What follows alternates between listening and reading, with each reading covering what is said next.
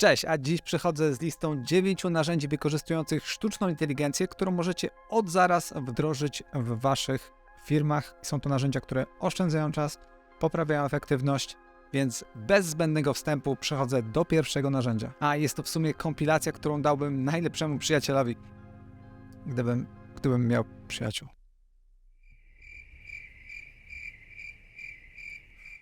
Pierwszym narzędziem jest oczywiście ChatGPT, o którym większość z Was już pewnie słyszała, więc nie będę dzisiaj o nim mówił jakoś specjalnie długo. Jest to oczywiście najpopularniejszy produkt tego typu, pochodzący od firmy OpenAI, która jest, powiedzmy, w tej chwili liderem tego typu rozwiązania. Ja przyznam, że wykorzystałem go do tego, żeby napisał intro, nie to intro, które widzieliście, ale poprosiłem go też, żeby napisał mi intro do tego odcinka. Intra w takich materiałach są najczęściej rzeczą, która jest trudna do przygotowania, zabiera mi najwięcej czasu, więc zobaczcie to, co przygotował.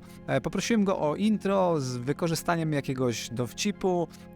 Generalnie w moim stylu wrzuciłem kilka przykładów tego, jak rozpoczynam moje odcinki na YouTubie, no i przygotował coś takiego. Witajcie na pokładzie najbardziej futurystycznej podróży na tym kanale. Przygotujcie się na odkrycie tajemnic najlepszych narzędzi AI, które pomogą oszczędzać masę czasu i przenieść wasz biznes na wyższy poziom. A to wszystko dzięki temu, że AI jest takie inteligentne, że nawet ja, model AI, mam trudności ze zrozumieniem wszystkich jego możliwości. Poprosiłem go o abstrakcyjne wykorzystanie humoru, więc całkiem nieźle. Ale uwaga!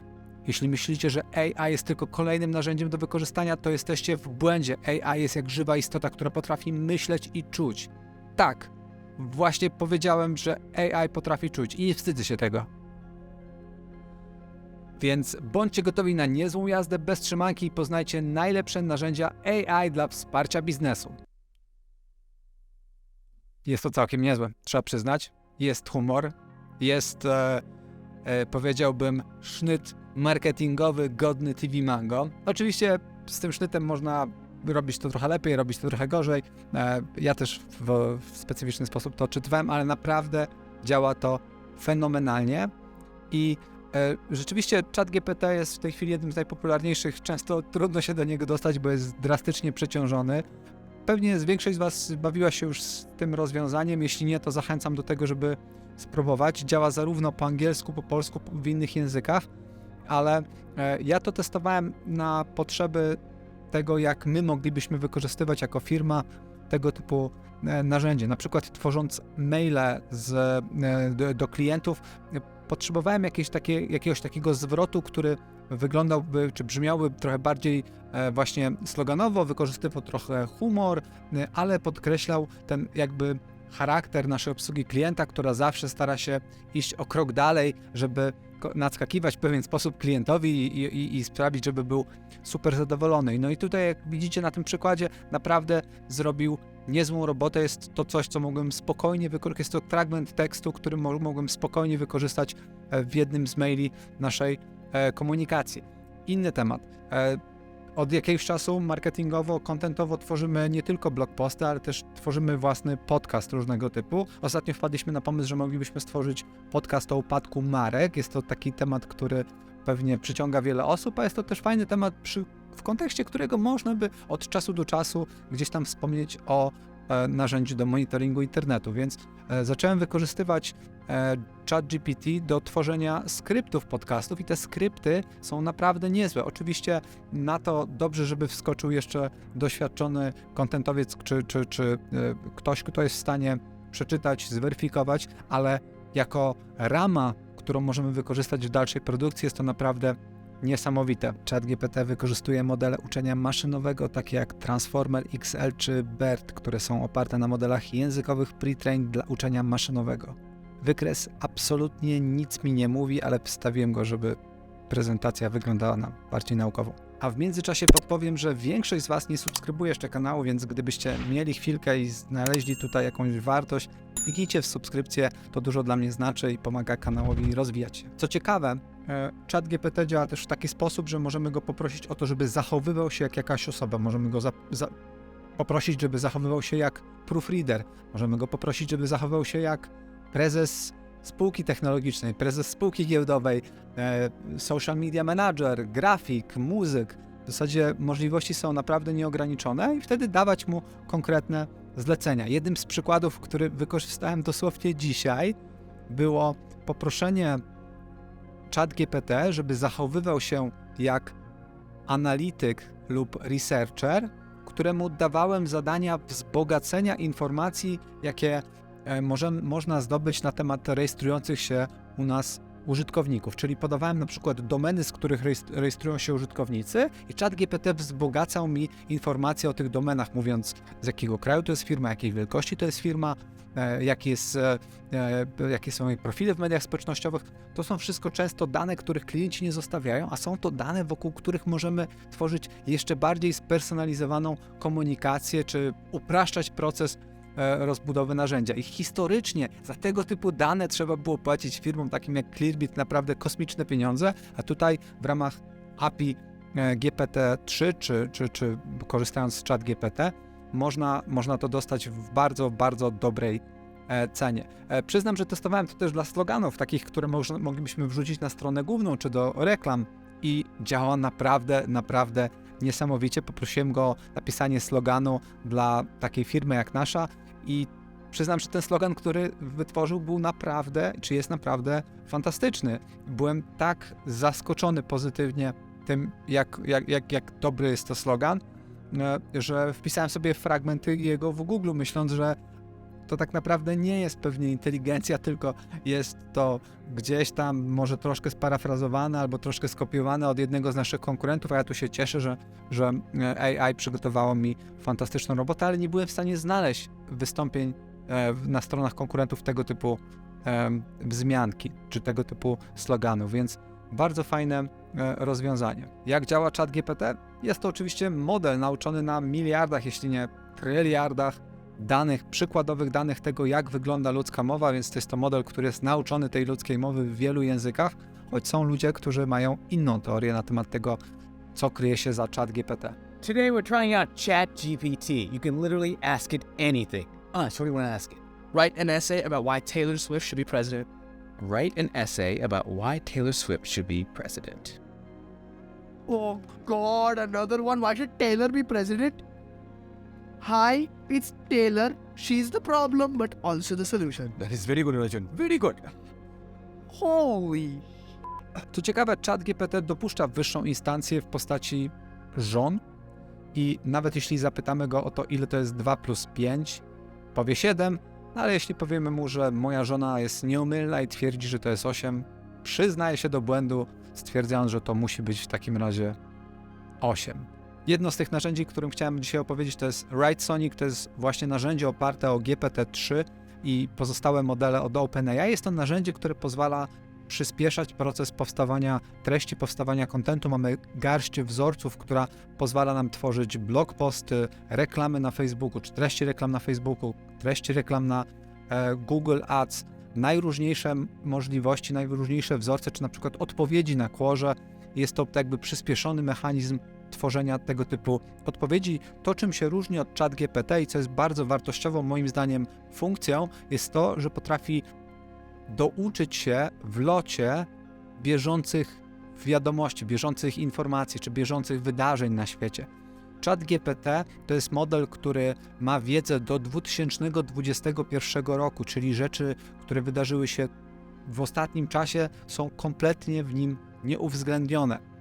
To jak różni się WriteSonic, to WriteSonic dociąga informacje związane z konkretnym tematem, więc jeśli chcemy bardzo szybko napisać blog posta na temat gali rozdania Oscarów w 2022 roku czy 2023, możemy błyskawicznie zrobić to przy pomocą WriteSonica, bo on dociągnie najnowsze artykuły, jakby przeanalizuje je i podpowie nam, jak napisać naszą własną treść. Więc bardzo wartościowe narzędzie.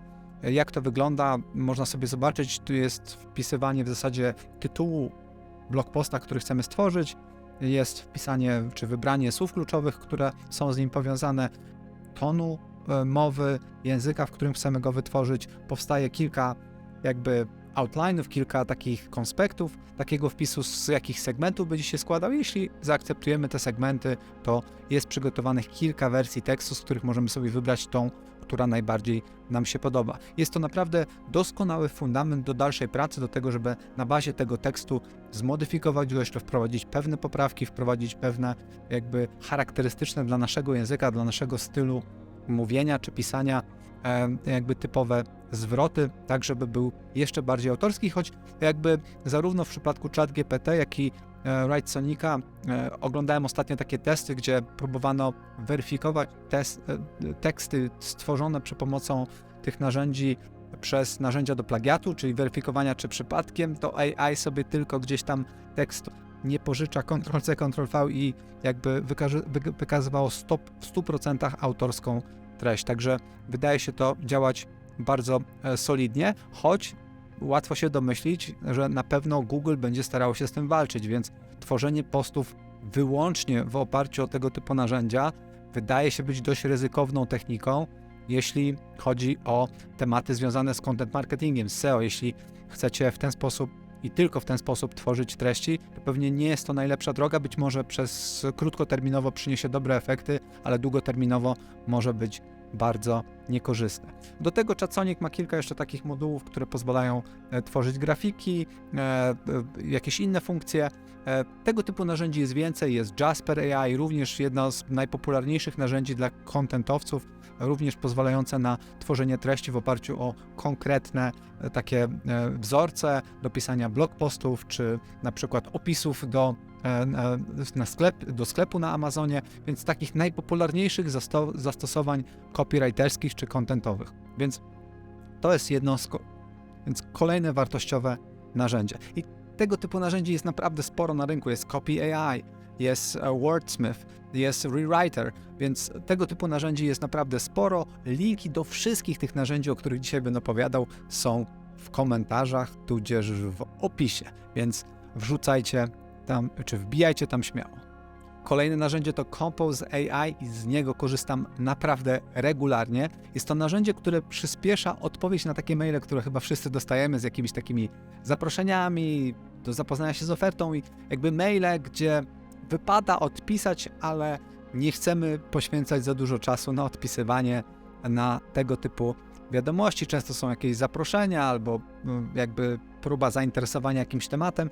I to, w jaki sposób działa Compose AI, to jest dodatek do Chroma i jest to dodatek, dzięki któremu wewnątrz naszego Gmaila pojawiają się dodatkowe opcje, żeby bardzo szybko odpowiedzieć tak, nie lub dziękuję. Co ciekawe, twórcy przekonują, że z czasem Compose AI będzie uczyło się naszych odpowiedzi, będzie się uczyło stylu naszej pisowni i będzie dopracowywać ten sposób odpowiedzi z czasem do tego naszego stylu. Co ciekawe, już w tej chwili działa to naprawdę świetnie, zarówno dla języka polskiego, jak i angielskiego, więc to jest typ narzędzia, który możecie wdrożyć w ciągu 5 minut od zakończenia tego filmiku i gwarantuję, że zacznie Wam przynosić wartość i oszczędzać czas w odpowiedzi na część maili. Nawet na te poważniejsze maile może Wam stworzyć pewną też strukturę maila, wiadomo, stopka, powitanie, kurtuazja, cała ta otoczka i możecie oczywiście sobie zedytować przed wysłaniem i dopiero wtedy wysłać. Z pomocą w proofreadingu przychodzą ChatGPT czy Writesonic.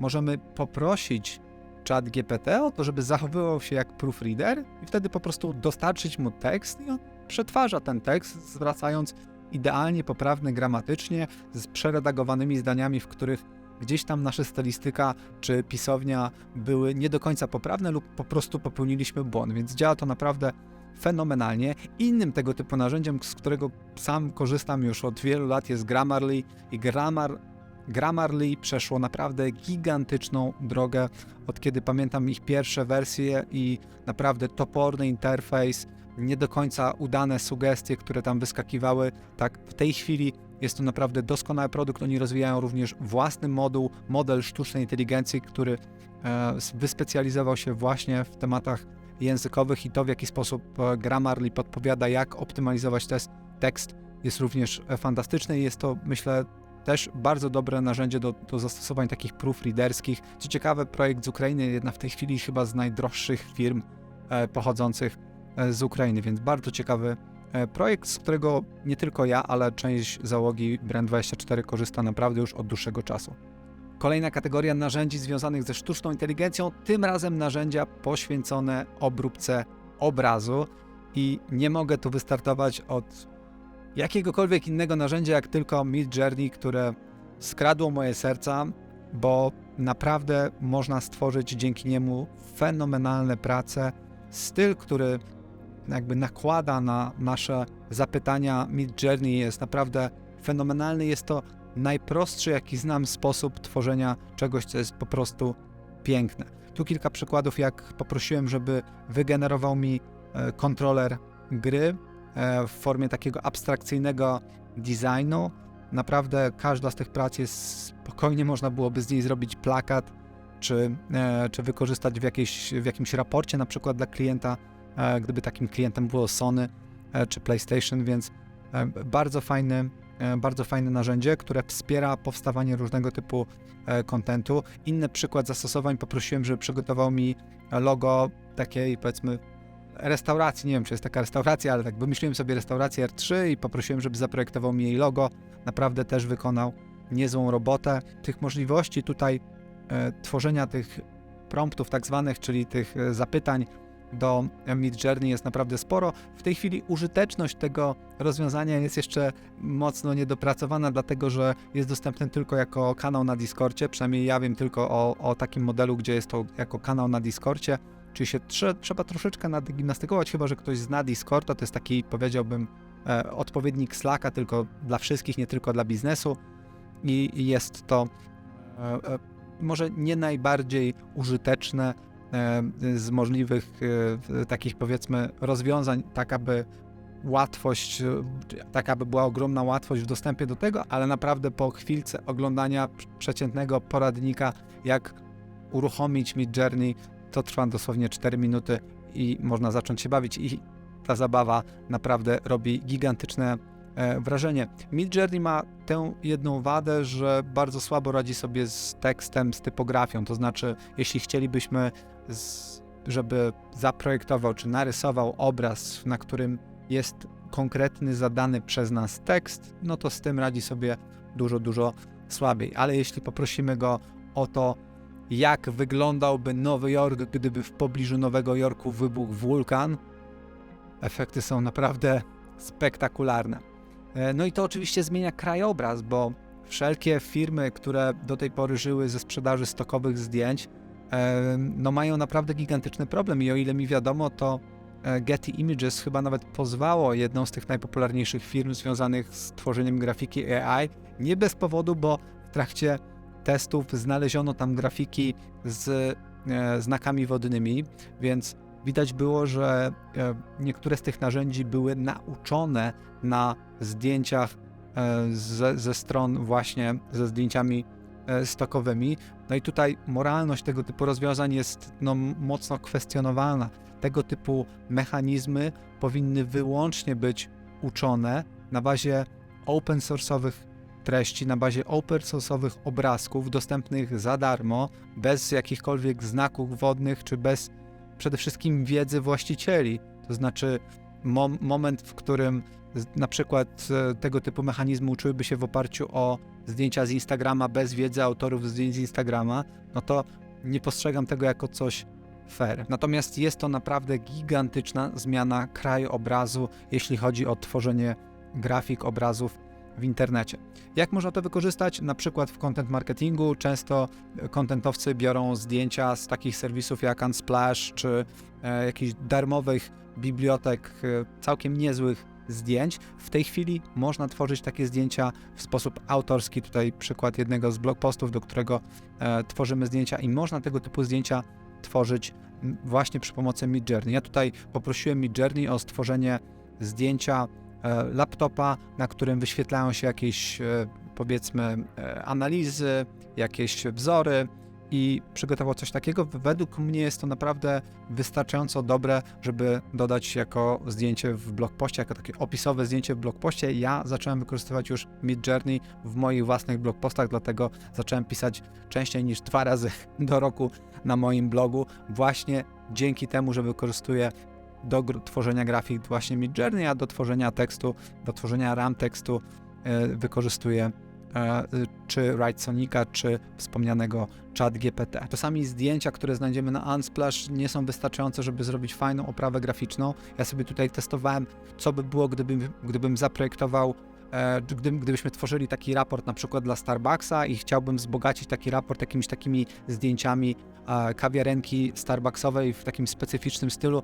No efekt jest naprawdę, wydaje mi się, całkiem niezły i przede wszystkim spójny. Można by każde z tych zdjęć wykorzystać do osobnego slajdu, czy na przykład tutaj zdjęcie kubka z kawą, no fenomenalne zdjęcia, które w zasadzie bez jakichś specjalnych przeróbek można by wykorzystywać w przyzwoitej i naprawdę dobrze wyglądającej prezentacji. Co więcej, Midjourney można wykorzystywać również do takiego projektowania draftu interfejsów, więc możemy go poprosić nie tylko o krajobraz, o wybuch wulkanu w okolicy Nowego Jorku, czy jakąś postapokaliptyczną wizję, ale możemy go poprosić, żeby zaprojektował kilka rodzajów interfejsu, czy panelu, czy na przykład nowoczesną stronę dla producenta smartwatchy. Tutaj zadałem mu takie pytanie i zobaczcie 4 przykładowe strony, jakie przygotował, czy takie drafty stron, które przygotował.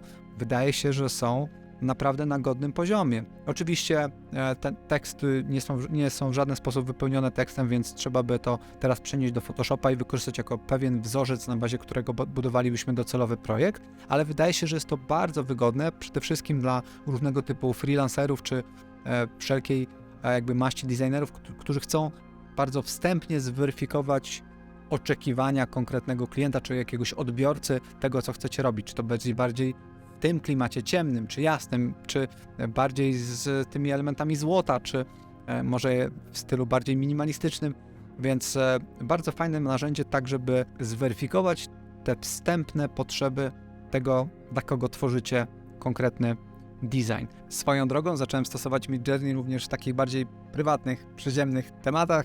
Kumpel obchodzi 40 urodziny, więc przygotowałem dla niego taki plakat stylizowany na plakat filmowy, a w zasadzie tutaj serialowy z Last of Us. To jest kumpel, którego zdjęcia wrzuciłem do Midjourney i poprosiłem Midjourney, żeby wygenerowało mi plakat w stylu Last of Us. Plakat postapokaliptyczny, zniszczona planeta w tle i tak dalej.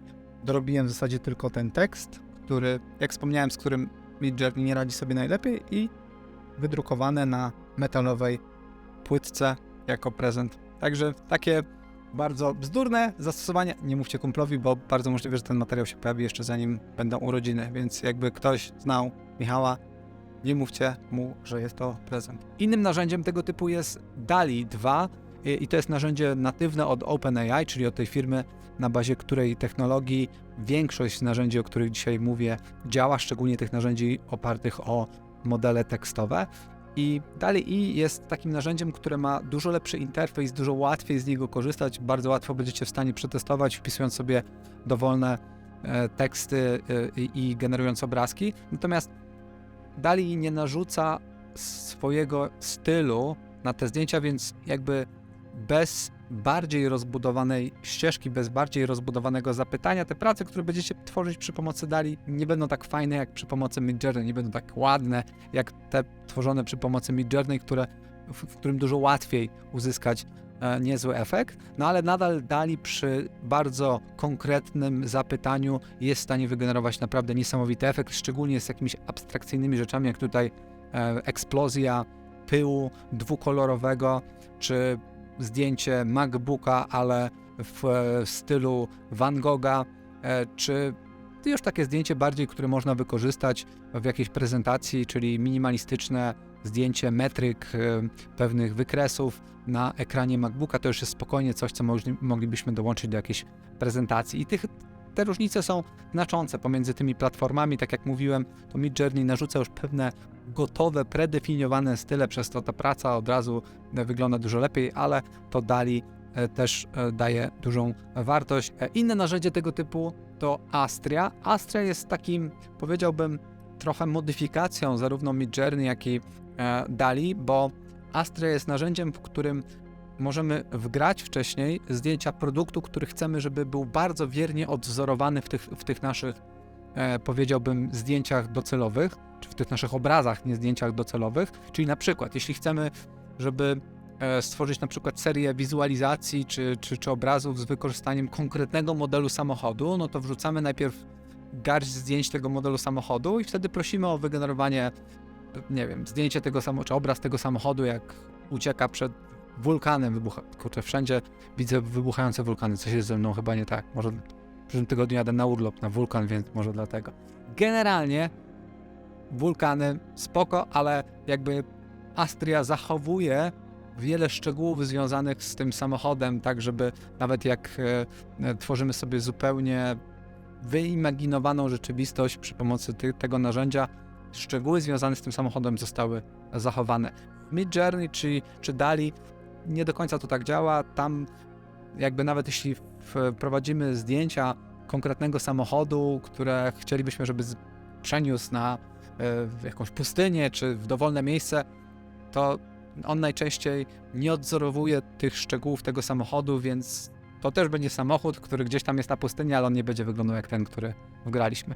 Więc to jest ta istotna różnica między tym a Astrią. Do wszystkich tych narzędzi, o których mówię, bardzo wartościowym narzędziem zdobywania wiedzy są społeczności, gdzie możemy sobie podglądać zapytania, którymi ludzie wygenerowali konkretny efekt. Czyli widzimy nie tylko zapytanie, ale konkretny efekt, który osiągnięto dzięki temu konkretnemu zapytaniu. Więc jakby dzięki temu można się uczyć właśnie tych ścieżek, można się uczyć tego, w jaki sposób pytać wszelkie te narzędzia, żeby wygenerować największy efekt. I gdybym miał coś przewidywać, to w ciągu najbliższych kilku lat jedną z najbardziej rozchwytywanych kompetencji na rynku pracy stanie się umiejętność wpisywania właściwych zapytań do tego typu narzędzi. Ok, kolejna kategoria, narzędzia związane z obróbką audio i wideo.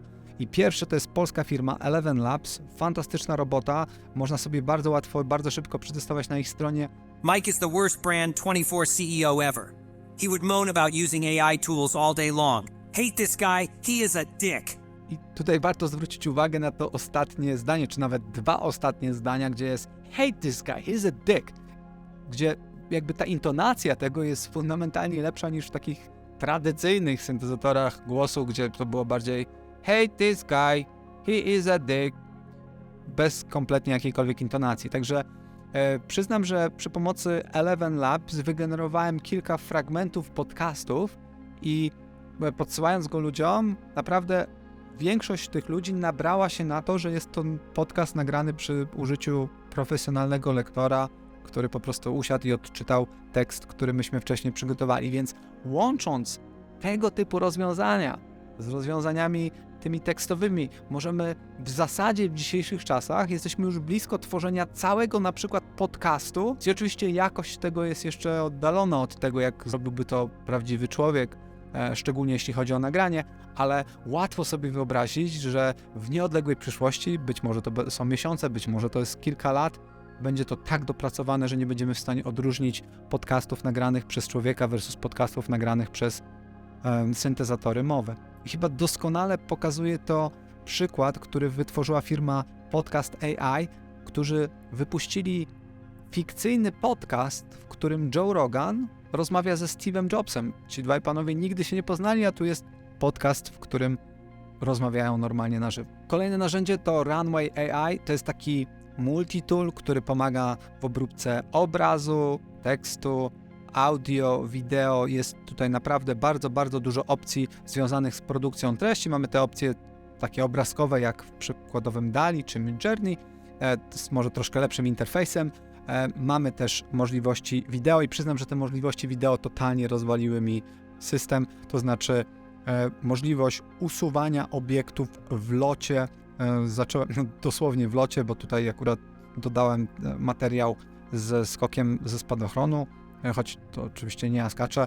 Bardzo szybko mogłem oznaczyć postać, którą chcę wyciąć i w materiałach o jakości 4K w locie wyciął mi nie tylko z tej jednej klatki, ale z wszystkich kolejnych klatek. A w międzyczasie, kiedy czekamy, aż narzędzie wygeneruje odpowiedź, jeśli nie byłoby to wielkim problemem, jeśli wydaje Ci się, że ten kanał ma sens, kliknij subskrypcję, więc naprawdę fenomenalnie działające rozwiązanie. Bardzo łatwo sobie wyobrazić, że edytorzy wideo, którzy chcieliby coś takiego wykorzystywać, jakby jest w tym duża wartość. Nawet dla mnie jest w tym duża wartość. Często jest tak, że nagrywając taki odcinek nie do końca zwrócę uwagę, że gdzieś coś zostawiłem, gdzieś nie wszystko jest tutaj tak dobrze poukładane, jak powinno być, gdzieś wystają jakieś kable i tak dalej. Mogę bardzo szybko te kable wymazać z całego pliku już w postprodukcji, więc abstrakcyjnie fajne możliwości. Z bardziej biznesowych zastosowań narzędzie BeHuman, gdzie możemy tworzyć hiperpersonalizowane filmiki, w którym nagrywamy się, jak mówimy coś konkretnego do klienta, pozostawiając kilka fragmentów tej wypowiedzi jako miejsca edytowalne, gdzie będzie wymawiane na przykład imię konkretnej osoby i wtedy tworzymy bazę danych klientów, gdzie mamy imiona tych klientów, Mike, Javier, Alicja i tak dalej. Filmiki są generowane w locie, także jakby jest podkładany mój głos i wymawiany jest to Alicia, no mimo że ja nigdy go nie wypowiedziałem, bo system uczy się mojego głosu, uczy się mojej mimiki, tworzy takiego deepfake'a, w ramach którego wysyłając taką wiadomość per klient może mieć wrażenie, że ja przygotowałem ją tylko i wyłącznie dla niego.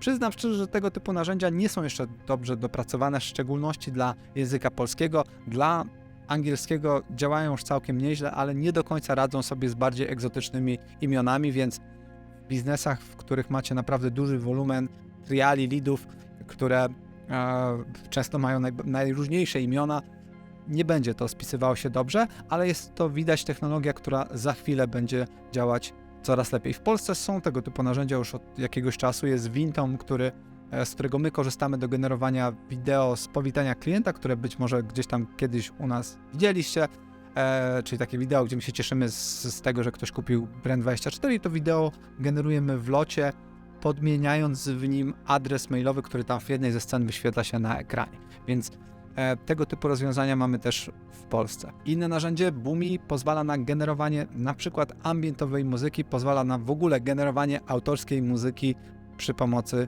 sztucznej inteligencji. Wybieramy rodzaj muzyki, opisujemy ją w różny sposób i powstaje utwór muzyczny.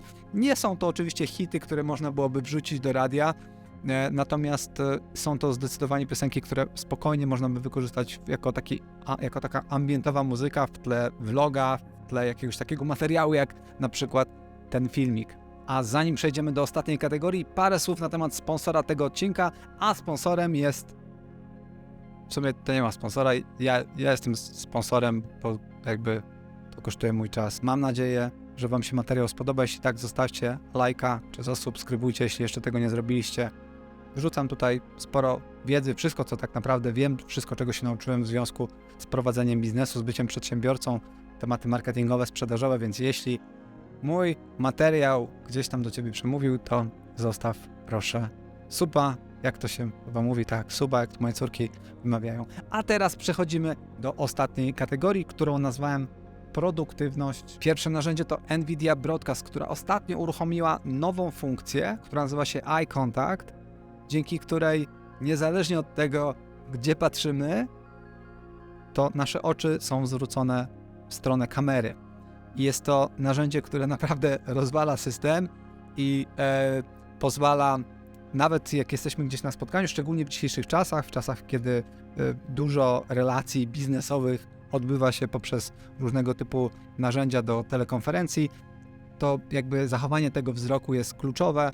Czasami możemy coś czytać z ekranu, ale odbiorcom wydaje się, że patrzymy w kamerę. Jakby zastosowań tego jest naprawdę sporo. Przyznam szczerze, że nie działa to jeszcze do końca zarąbiście, szczególnie jeśli gdzieś się pocieramy przez głowę, gdzieś się czeszemy i tak dalej, gdzieś się tutaj dotykamy, no to wtedy widać, że jest coś nie tak. Natomiast przy odpowiednim wyuczeniu się tego, jak zachowywać się przy tym narzędziu, działa naprawdę spoko i często ludziom ciężko to włapać. Znowu, pytanie, czy gdzieś tam moralnie jest to ok? Nie wiem, ciężko mi to oceniać, zależy pewnie od zastosowania, pewnie jak każda technologia ma plusy i minusy, natomiast coś, co myślę warto przetestować, na razie w wersji beta, więc jest jeszcze niedopracowane, ale nie trudno sobie wyobrazić, że za kilka miesięcy to wszyscy będziemy sobie głęboko patrzeć w oczy w trakcie naszych spotkań statusowych. Kolejne narzędzie Better Feedback AI to jest narzędzie, które jest swoistego rodzaju nakładką na narzędzia Marketing Automation, narzędzia związane z obsługą klienta. To jest narzędzie, które analizuje sobie dyskusje z klientami, wyciąga z nich trendy, które klasyfikuje, dzieli na garść takich ciekawych klasyfikacji. Dla nas jest to bardzo wartościowe, bo jesteśmy w stanie oglądać na wykresach, czy w zadanym okresie była wzmożona ilość dyskusji powiązanych z anulowaniem, albo z błędami płatności, albo z wersją hiszpańskojęzyczną naszego produktu. Często narzędzia takie jak Intercom nie dają tego typu analityki, więc Better Feedback AI, swoją drogą polskie narzędzie, naprawdę jest tutaj dużą wartością. Swoją drogą ten wspomniany Intercom, który jest jednym z najpopularniejszych narzędzi Marketing Automation, również ogłosił wdrożenie AI. Jest to na razie w wersji beta. Ja się niestety do niej nie dopchałem, mimo że zgłosiliśmy się już dość dawno, ale wygląda na to, że większość tych funkcji, takich jak miał ten Compose AI, o którym mówiłem w pierwszej części tego materiału, to będą funkcje, które będą natywnie zaimplementowane wewnątrz Intercoma i będziecie mogli dużo szybciej odpowiadać klientom, więc będzie naprawdę ogromna oszczędność czasu. Kolejne narzędzie, Gist, jakkolwiek to nazwać, jest to dodatek do Slacka, z którego część z Was pewnie korzysta. Slacka, wokół którego możemy tworzyć podsumowania wątków, podsumowania kanałów. Ja tutaj stworzyłem podsumowanie kanału z zadanego tygodnia i to podsumowanie jest naprawdę dobre. Mogłem bardzo szybko zobaczyć, co działo się w ciągu tego tygodnia. Często dla ludzi, którzy na przykład wracają z urlopu i chcieliby szybko zrozumieć, co działo się, kiedy ich nie było, no to jest to całkiem fajne rozwiązanie, więc wykorzystanie takiego mechanizmu podsumowań, które jest w wielu narzędziach, o których tutaj mówimy, i w GPT-3 jest narzędzie do tworzenia skrótów, podsumowań, i wewnątrz Writesonica, o którym wspomniałem, też są takie rozwiązania. Kolejne narzędzia są związane ze spotkaniami. Otter AI to jest narzędzie, które pozwala nie tylko na tworzenie transkrypcji, ale również podsumowania spotkań. Funkcja, którą zamierza natywnie do Teamsów wdrożyć Microsoft. To będzie naprawdę duża rzecz. Microsoft jest udziałowcem w OpenAI, czyli twórcy ChatGPT, więc te funkcje, które widzimy czy w GPT-3, czy w ChatGPT, czyli tych produktach od OpenAI, będą najpierw pewnie wdrażane wewnątrz produktów Microsoftu. Niedawno ogłosił o integracji z Bingiem, do której można już prosić o dostęp beta. Natomiast to się wydaje naprawdę fenomenalnie produktywną i użyteczną funkcją. Po spotkaniu powstaje automatycznie podsumowanie spotkania, które jest wysłane na Slacka czy na jakiś kanał na Teamsach, więc naprawdę tego typu fenomenalne zastosowania Otter AI czy w MS Teamsach będzie to dostępne. W Google Meetie pewnie również na razie są dostępne transkrypcje dla tych, którzy korzystają z wersji premium Google Meeta. Są transkrypcje niestety tylko dla języka angielskiego, więc tutaj my jako Polacy troszeczkę jeszcze na to poczekamy, ale już w tej chwili możecie wykorzystywać Otter AI, jeśli sprzedajecie swój produkt do zagranicznych klientów. Można w ten sposób nagrywać rozmowy i tworzyć takie podsumowania rozmów z klientami, więc bardzo wartościowa technologia. Inne narzędzie Tomap i to jest narzędzie, które naprawdę było jednym z dwóch, które rozwaliło mi beret, mianowicie narzędzie do tworzenia błyskawicznego prezentacji. Akurat w dniu, w którym testowałem to narzędzie, wspólnik napisał do mnie, że ma w planach dzisiaj tworzyć prezentację na zajęcia z języka angielskiego z córką, w ramach którego musi opowiedzieć o swojej pasji. Pasją jest czytanie. Więc w 30 sekund zrobiliśmy prezentację, której nie użyła. Wykorzystaliśmy to tylko jako taki jakby konkretne zastosowanie, ale aż nie mogliśmy tej prezentacji użyć, bo była tak zarąbista, że w życiu by pewnie w szkole nie uwierzyli, że dziecko tutaj przygotowało taką anglojęzyczną prezentację na temat czytania. I dosłownie w kilkadziesiąt sekund można wygenerować prezentację na dowolny temat, o dobrych praktykach pracy zdalnej, o 10 taktykach powiedzmy prowadzenia mediów społecznościowych w branży nieruchomości. Cokolwiek sobie wymyślimy, można bardzo szybko przygotować tą prezentację. Tomap polecam. A teraz narzędzie, po którym poczujecie się jak Black Mirror, o ile jeszcze nie czujecie się jak w odcinku Black Mirror w trakcie tego materiału, to teraz poczujecie się na pewno. Rewind to jest narzędzie, które na razie jest na szczęście dostępne tylko na Maca, więc nie mogłem go zainstalować, ale jest to narzędzie, które nagrywa wszystko, co widzi lub słyszy nasz komputer. Tak, wszystkie spotkania, wszystkie filmiki na YouTubie i nie tylko na YouTubie, wiecie o czym mówię. I nie tylko na YouTubie. Wszystkie te materiały zamienia w stenogram, zamienia w transkrypcję i przechowuje na dysku w postaci bardzo łatwej do przeszukiwania bazy danych. Czyli jeśli 3 miesiące temu oglądałem filmik, w którym coś było o jakimś narzędziu, pluginie do Excela, który gdzieś tam coś pomaga, to wystarczy, że wpiszę Excel plus wideo albo plus YouTube i on odnajdzie filmik, w którym to było i podpowie mi, co to było za narzędzie. Więc taki fundamentalna pamięć tego, co się działo w kontekście naszego komputera. Wszystkie spotkania, wszystkie cole, wszystkie mity, jakie tylko odbyliśmy, wszystkie transkrypty, wszystkiego, co tylko widział komp. Więc no gruby odcinek Black Mirror się kroi. Natomiast jak wspomniałem, z każdą technologią są plusy i minusy.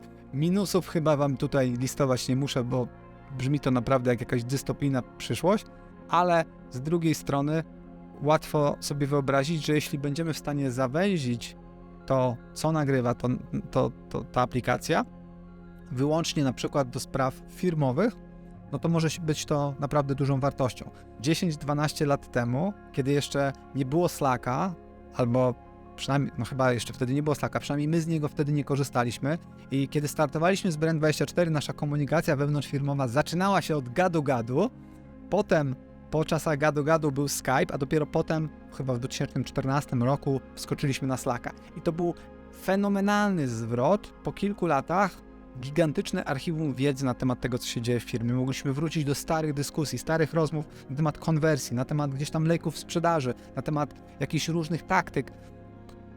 Ciężko byłoby do tego wrócić, gdyby to się nadal działo na gadu-gadu czy nawet Skype'ie, więc wydaje się, że tego typu rozwiązania staną się rzeczywistością, choć jeszcze raz podkreślę, że chyba najlepszym rozwiązaniem będzie ograniczyć się do tego, co się mówi w kontekście jakimś firmowym, choć pewnie będą ludzie, którzy będą tam rzucać absolutnie wszystko, co tylko związane z ich życiem. Kolejna aplikacja Browse AI to jest jedno z takich narzędzi, których na rynku wydawałoby się, że jest wiele. Narzędzia, które pozwalają nam na monitorowanie konkretnych fragmentów stron internetowych, czyli jak czekamy na jakieś bilety, na jakiś koncert, który bardzo chcemy zobaczyć, albo jest coś na jakiejś stronie, nie wiem, wyniki egzaminu, które będą opublikowane na jakiejś stronie, albo nowy produkt, na który długo czekaliśmy na stronie producenta, możemy sobie stworzyć taki alert i jak się coś zmieni na tej stronie, no to wtedy dostajemy notyfikację. Tego typu produktów było już bardzo dużo od zalania dziejów, natomiast w ostatnim czasie pojawiły się nowe oparte o sztuczną inteligencję i o tyle sprytniejsze,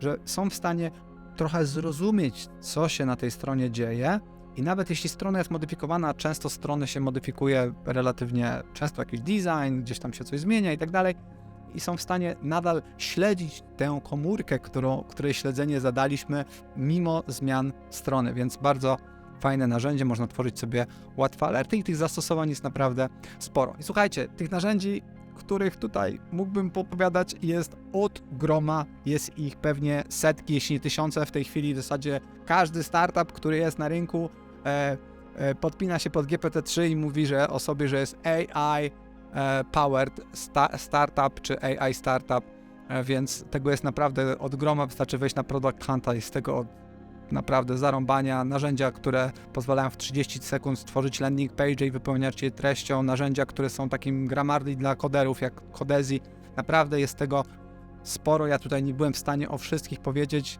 powiedzcie o narzędziach, o których zapomniałem, wrzućcie je w komentarze, podpowiadajcie jeszcze jakieś inne zastosowania tego, co można zrobić z tego typu narzędziami, wrzucajcie je śmiało, będziemy pewnie ten materiał odświeżać za jakiś czas, więc wszelkie komentarze są hiper mile widziane. Mam nadzieję, że materiał wam się spodobał, były to narzędzia, które naprawdę, mam nadzieję, część z nich przynajmniej jesteście wdrożyć od zakończenia tego klipu, mogą optymalizować pewne procesy w waszych organizacjach. My tego typu narzędzia wdrożyliśmy już w Brand24 i naprawdę pomagają efektywniej prowadzić niektóre rzeczy, takie jak związane z produkcją treści, czy tematy związane z produkcją raportów, czy nawet właśnie komunikacja, jak te narzędzia do wychwytywania maili, czy podsumowania takie, które pozwalają nam na przykład lepiej zrozumieć to, co się działo na Slacku, kiedy nas nie było. Także mam nadzieję, że wam się to przydało. Pozdrawiam i do usłyszenia. A jeszcze na koniec jedna rzecz, to jak ChatGPT pomaga w takich przyziemnych sprawach.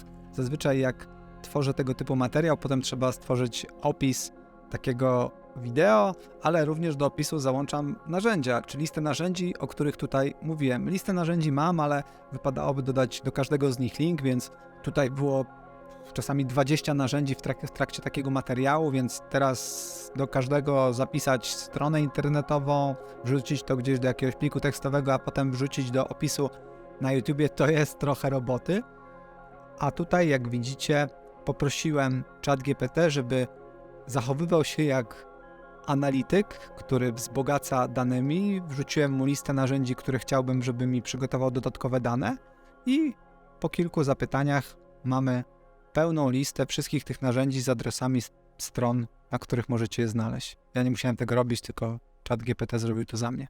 Więc takie bardzo przyziemne, ale też oszczędzające mi przynajmniej kilkanaście, może kilkadziesiąt minut pracy, zastosowanie. Dzięki bardzo.